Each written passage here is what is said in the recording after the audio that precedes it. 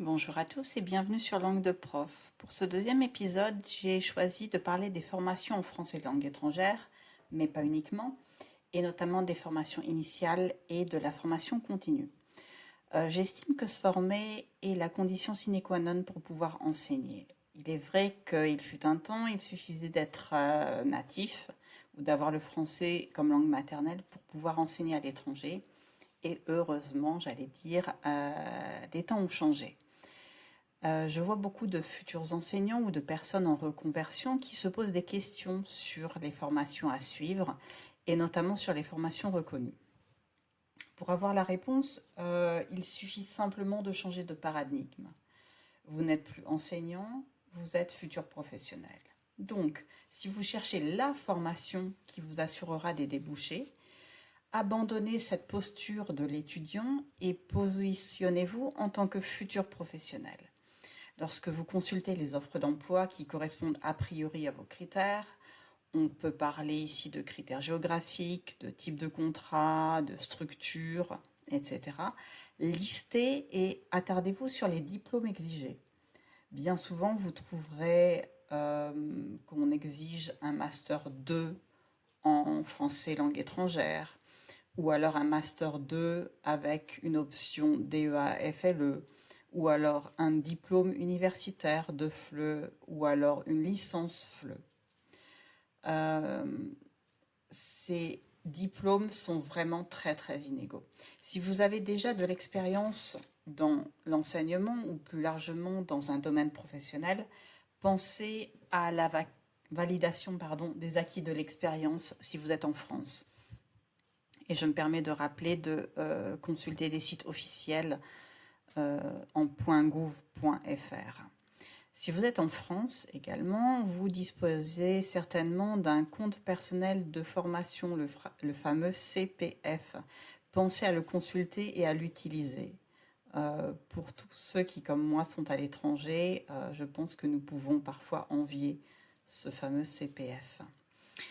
Sachez aussi qu'à expérience égale, un employeur préférera peut-être un candidat avec un diplôme supérieur ou plus élevé au vôtre, ou bien, et c'est aussi possible, il préférera un candidat avec un diplôme inférieur, car il pourra adapter, ici comprenez baisser le salaire. Pour ce qui est de la formation continue, il y a pléthore d'offres. Vous pouvez, je les ai listées ici rapidement. Il existe des formations gratuites ou payantes, des formations de quelques minutes ou une heure à plusieurs mois, des formations en ligne, des formations en présentiel, des formations hybrides. Il existe aussi des formations certifiantes avec une simple, j'allais dire, attestation de suivi, des formations diplômantes où vous obtenez un diplôme reconnu. À vous de faire les vérifications nécessaires pour savoir si ce diplôme est vraiment reconnu au niveau national, voire international. Enfin, il existe des formations synchrones ou encore asynchrones, ou une combinaison de ces deux formes. Le choix d'une formation peut se faire en fonction de vos envies, bien sûr, de vos lacunes aussi, mais aussi en fonction des besoins du marché et pas forcément en lien direct avec l'enseignement du français langue étrangère. Les MOOC, par exemple, MOOC, proposent une variété incroyable en formation et vous pouvez également choisir votre langue. Personnellement, je me forme constamment et en permanence, ça c'est redondant. Parmi les formations récentes que j'ai suivies, il y a par exemple le numérique et les sciences informatiques. Il y a une sensibilisation à la conception pédagogique immersive ou encore le numérique éducatif. Quelle que soit la voie choisie, il y a trois conseils que je peux mettre en avant. Le premier, c'est surtout ne sous-estimez pas le temps et l'énergie nécessaires à une formation, quelle qu'elle soit d'ailleurs. En deuxième lieu, pensez à bien évaluer le retour sur investissement. Est-ce que cette formation à 500 ou à 1000 euros va être rentabilisée, que ce soit en temps, en énergie ou en rentrée d'argent?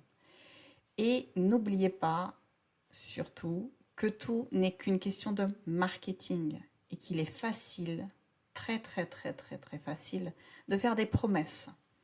Quoi qu'il en soit, n'attendez pas de miracle et soyez vraiment acteur de votre formation et la solution viendra toujours, toujours de vous et jamais des autres. Au besoin, demandez conseil et j'en profite pour rappeler que je propose un accompagnement individuel. Il suffit de remplir le formulaire en ligne que je mettrai dans le descriptif de ce podcast. Je propose une offre jusqu'au 25 août où il est possible d'avoir cet accompagnement individuel gratuitement. Et passé cette date, vous pouvez bien sûr m'écrire un message à info@magali.sk. Et nous trouverons ensemble, j'en suis sûre, comment je peux vous aider. Si vous avez un besoin en formation, n'hésitez pas. Renseignez-vous, il y a pléthore d'offres sur Internet et c'est le seul moyen si vous souhaitez avancer, progresser et enrichir vos cours. Une formation peut se faire de manière totalement autonome, mais n'hésitez pas à rejoindre un groupe de personnes qui suit cette formation.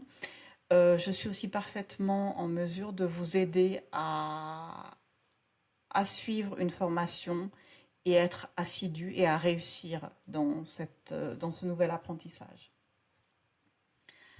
Une formation doit vous aider à simplifier votre organisation, à gagner en rapidité ou en économie d'énergie. Une formation n'est pas là pour vous compliquer la vie. Si je cherche moi toujours à innover, c'est surtout que en slovaque, il y a une expression qui dit que la concurrence ne dort pas.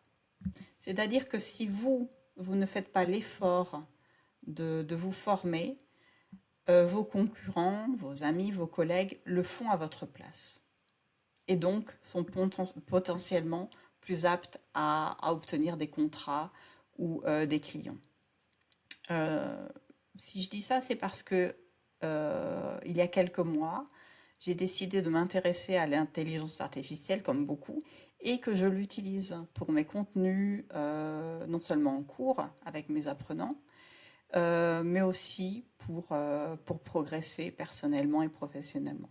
Et comme toute avancée technologique, il vaut mieux anticiper et se former au risque de se voir dépassé par la concurrence. Mais ne nous leurrons pas. Si vous travaillez comme enseignant de langue indépendant, si vous maîtrisez différentes approches pédagogiques et informatiques, ça peut faire la différence auprès de la concurrence. D'autres idées de formation, ça peut être la gamification, ça peut être vous former en phonétique, ça peut être avoir des compétences plus poussées dans DELF, ça peut être maîtriser une autre langue, ça peut être maîtriser une autre matière. Les possibilités de formation sont vraiment infinies. Je terminerai peut-être en précisant que rien ne vous oblige à vous former, rien ne vous oblige à être plus performant. L'essentiel réellement, c'est d'être à l'aise dans ce que vous faites, à l'aise avec les outils, à l'aise avec l'informatique si vous l'utilisez, être à l'aise avec le jeu si vous l'utilisez en classe. Je pense qu'il n'y a rien de pire pour un apprenant de voir l'enseignant en face de lui qui est un peu déstabilisé parce qu'il ne maîtrise pas ce qu'il propose. Donc, en priorité, maîtrisez ce que vous souhaitez proposer à vos apprenants. Et si vous maîtrisez, vous êtes maître de votre cours et donc vous aurez acquis à votre cause la classe. Voilà, ce sera tout pour ce podcast. Je vous souhaite une très bonne journée et au plaisir.